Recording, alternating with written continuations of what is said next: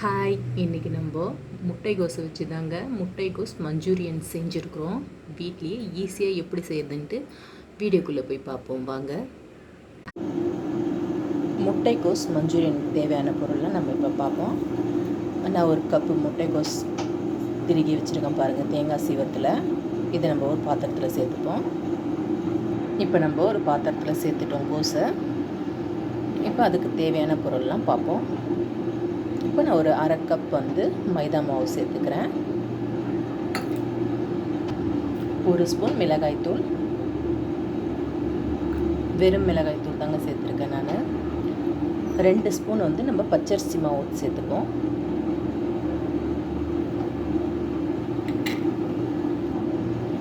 இஞ்சி பூண்டு paste 1 spoon சேர்த்துப்போம்.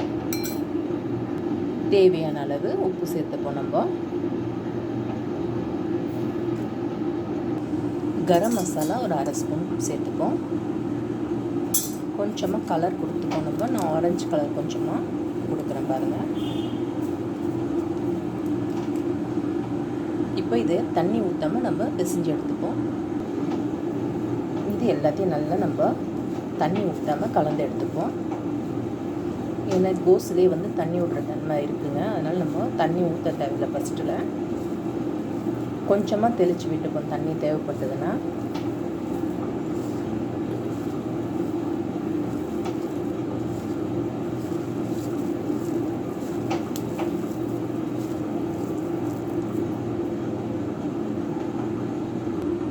நான் தண்ணியை ஊற்றாது பிசைஞ்சு எடுத்துட்டேங்க. இப்படி உங்களுக்கு தண்ணி தேவைப்பட்டதுன்னா கொஞ்சமாக தெளிச்சிக்கோங்க. நம்மளுக்கு எந்த சைஸ் மஞ்சூரியன் தேவையோ அந்த சைஸ் நம்ம உருண்டையாக பிடிச்சி எடுத்துப்போம்.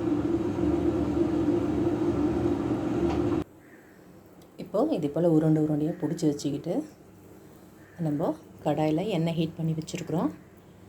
ஒன்று ஒன்றா சேர்த்துருவோம்.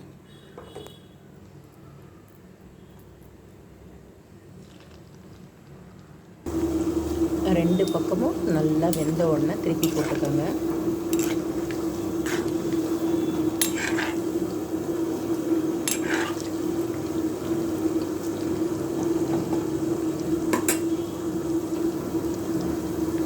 இதே போல் எண்ணெயில் போட்டு நம்ம பொரிச்சு எடுத்துக்க வேண்டியது தாங்க. வாங்க இப்போ எப்படி சேர்த்து பார்ப்போம். இப்போ ஒரு கடாயில் ஒரு 2 ஸ்பூன் எண்ணெய் ஊற்றிப்போம். இப்போ 2 ஸ்பூன் எண்ணெய் ஊற்றி வச்சுருக்கோம். நம்ம அரை ஸ்பூன் இஞ்சி பூண்டு பேஸ்ட் போட்டுப்போம். கூடவே ஒரே ஒரு பச்சை மிளகாய் போட்டு வச்சுருக்கேன் நான் இப்போ கட் பண்ணி.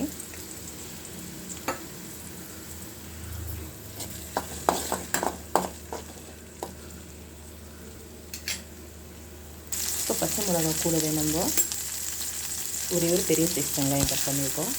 அதையும் இதில் சேர்த்துப்போம்.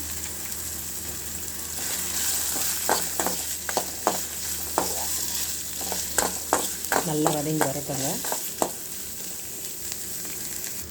இப்போ ஒரு ஸ்பூன் நம்ம சில்லி சாஸ் சேர்த்துப்போம்.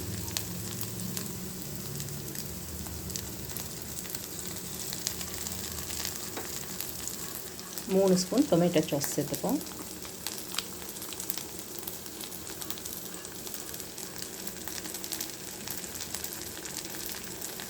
ஒரு ஸ்பூன் சோயா சாஸ் சேர்த்துப்போம். இது கொஞ்சமாகவே சேர்த்துப்போம். நம்ம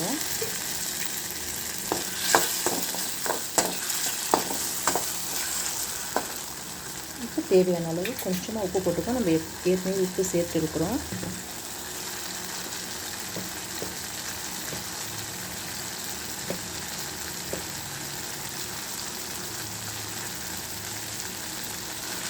நல்லா கலந்து விட்டுக்கோங்க.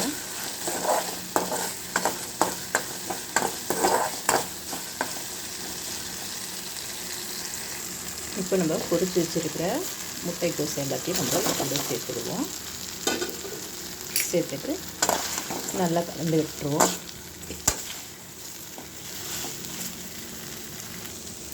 அவ்வளோதாங்க, நம்மளுடைய முட்டைக்கோஸ் மஞ்சூரியன் ரெடி ஆகிடுச்சு. இப்போ ஃபைனலாக நம்ம கொத்தமல்லி தூவி இறக்கிடுவோம்.